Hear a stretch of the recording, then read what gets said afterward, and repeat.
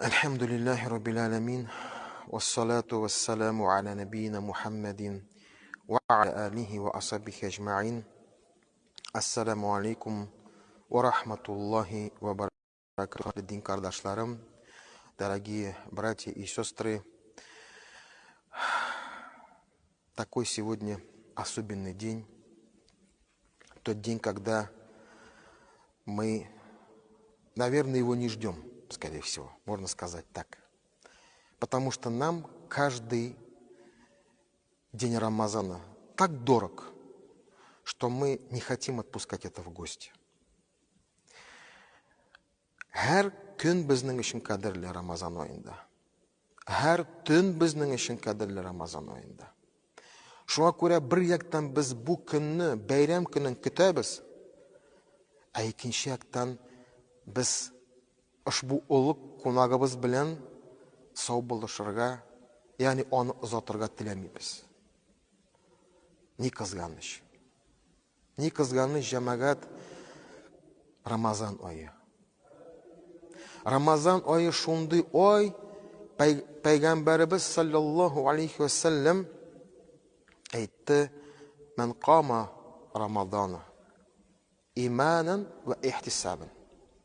Ягъни кимдә ким, әгәр Аллаһ ризалыгы өчен Рамазан айында таравих намаз, кыям намазларын басып торса, әмма ләкин басып торганда аның өмете, иманы, гөнаһлар кичерелә дип, гафу ителә дип булса, ул вакытта аның гуфира лаху ма тақаддама мин дамби. Ягъни бөтен гөнаһлары кичерелә бу кешенең. Прощаются все грехи, когда он стоит на намазе. В этом году мы стояли на намазе, альхамдулилля. В этом году мы умудрились, несмотря на эти испытания, которые пришли к нам, мы умудрились создать обстановку тепла и уюта. Атмосферу мечети мы создали у себя дома со своей семьей. И я слышу, как рассказывают братья и сестры, что действительно этот Рамазан был особенным. Бу Рамазан әлбәттә айрылды. Маңа хәтле булган Рамазан айлардан, хәтта мин аны шәхсән үзем дә сиздем. Хәтта безнең коллектив, хәзрәтләр, абыстайлар, аппалар, абзыйлар, әбиләр, бабайлар, кем мәчеттә хезмәт итә, без аны сиздек. Бер яктан борчылдык әлбәттә. Чөнки гадәтчә без Рамазан айында мәчеткә йөрүчеләрне кабул итә идек. Һәр көнне ифтар ашлары булсынмы, таравих намазлары булсынмы, безнең өстебездә шул чараларны тиешле рәвештә оештыру иде. Безнең өстебездә иде ул. Мы должны были встретить достойно в своих храмах, скажем так, в мечетях, поклоняющихся, верующих людей, чтобы они достойно отстояли таравих намазы. Для этого мы приглашали Коран хафизов. Для этого мы организовывали ифтары, разбирали меню, приглашали специалистов, которые очень вкусно готовят плов. А в этом году мечети пустые. В этом году шатры Рамазана пустые. Кто-то скажет: ну, мы, то есть верующие мусульмане, не можем ходить в мечеть. А вы там в мечетях служащие, хазраты, вы в мечети намаз читаете. Да, и такое мы слышали. Но, понимаете, да, мы тут служим для вас, для верующих. Чтобы вы пришли, чтобы мечеть встречала вас. Ошбу мәчет заллары чиста, пөхтә, матур, якты мәчет залларыбыз сезне каршы алсын өчен без монда хезмәт кылабыз. Һәм һәр көнне без сезне көтәбез. Менә иртәгә рөхсәт була дип. Менә иртәгә рөхсәт була дип без сезне көтәбез. Субханалла. Шуңа күрә, нинди намаз, нинди генә матур мәчет булмасын, әгәр дә шул мәчеттә кардәшләр булмаса, ул мәчетнең нуры юк. Шул мәчетләр Аллаһ йортлары мәчеткә йөрүчеләр белән, намаз укучылар белән нурлана. Шуңа күрә бу сынау безнең өчен, һәр беребез өчен, мәчеткә йөрүчеләр өчен дә, мәчеттә хезмәт итүчеләр өчен дә бу сынау. Әмма ләкин безнең күңелләребез төшми. Безнең күңелләребез төшми. Әйе, булды, борчылдык без аның башында. Борчылдык. Нәрсә булып бетер дип? Ничек үз тормышыбызны без дин буенча мәчетсез ничек без оештырабыз дип? Мы очень переживали, как же так? Особенно мужчины, парни, молодые люди, которые знают, что за каждый шаг в мечеть прощается грех. За каждый шаг в мечеть получаешь аджр саваб. Он берет тахарат дома и идет в мечеть, чтобы получить прощение Аллаха, чтобы получить награды в 25-27 раз больше в джамагате намазе. Как же мы будем жить, думали мы? Как же? Было очень тяжело это принять. Были те, которые сразу приняли это, были те, которые не могли это принять никак. И тех понять можно, и этих понять можно. Поэтому мы переживаем такой период. Мы переживаем такое испытание. Аллах испытывает нас. Ты, о верующий, ты сохранишь веру эту у себя в сердце. Ты сможешь держать то, что дал тебе Бог. Аллах Тааля. Альхамдулилля. Альхамдулилля, Аллахның рахматы белән нинди генә сынаулар килмәсен, нинди генә чаралар булмасын, без ушбу Рамазан айны тиешле рәвештә кабул иттек. Тиешле рәвештә уразалар тотып, тиешле вакытта сәхәрләр кылып, тиешле рәвештә ифтарлар кылып, без Аллаһның рахматы белән уразаларны тоттык. Без Аллаһның рахматы белән гаилә белән кичкырын таравихларны басып тордык. Кем күпме белә? Алып барды таравих намазын. Яттан белүчегә әлбәттә уңыш. Аңа дәрәҗә. Шунда без аңладык.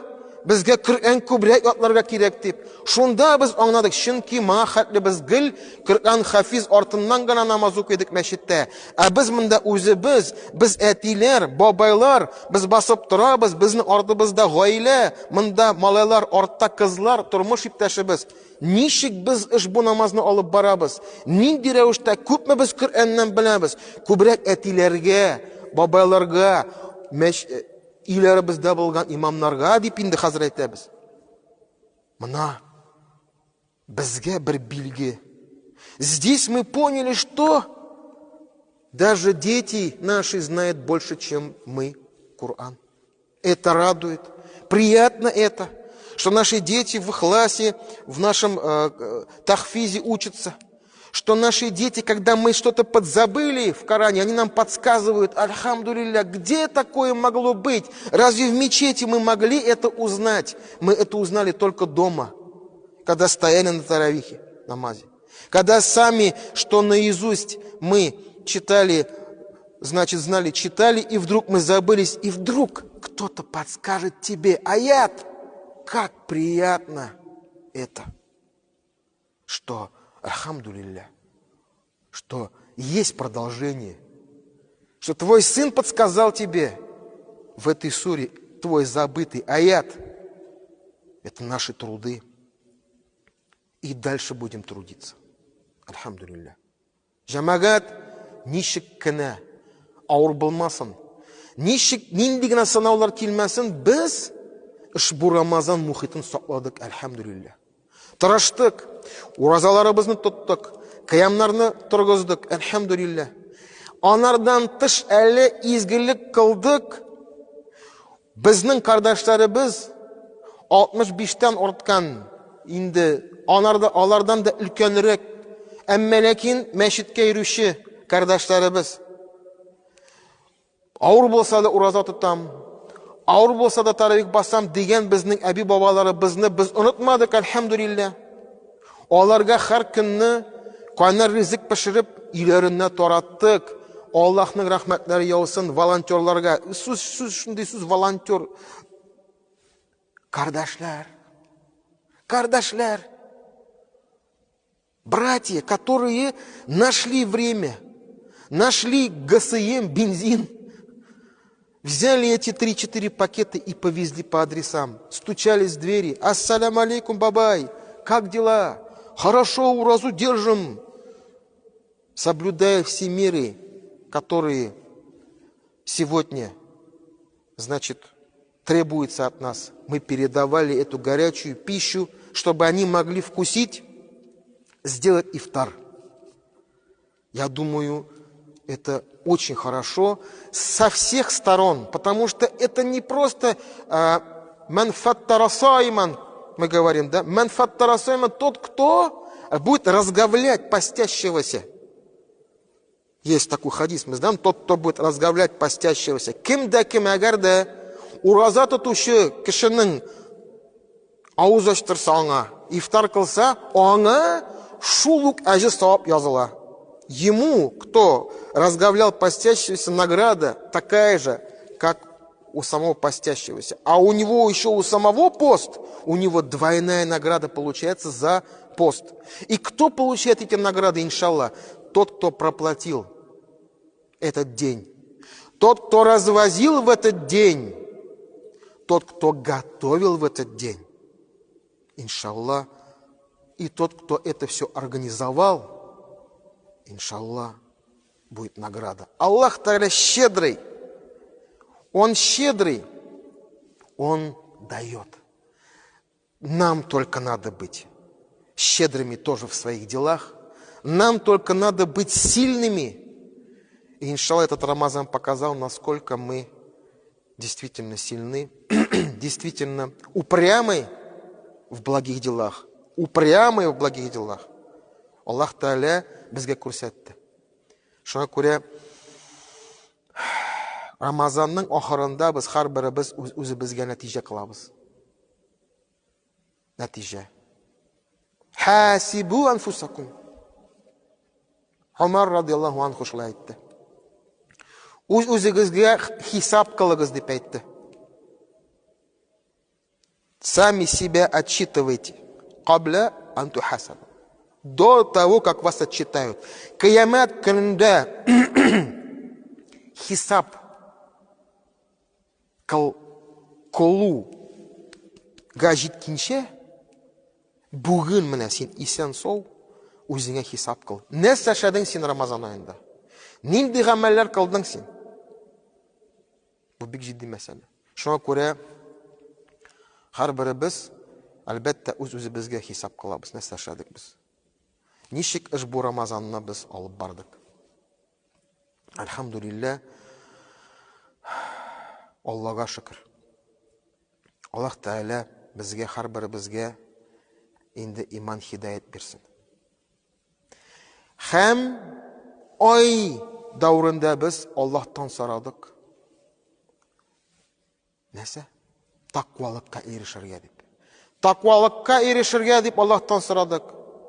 Чөнки бөтен хикмәт, бөтен мәгънә менә бу уразаларның, изгелекләрнең ул нәрсә? Тақвалыкка ирешу. Аллаһ Тааля Аллаһның рәхмәте белән безне сыный бүген.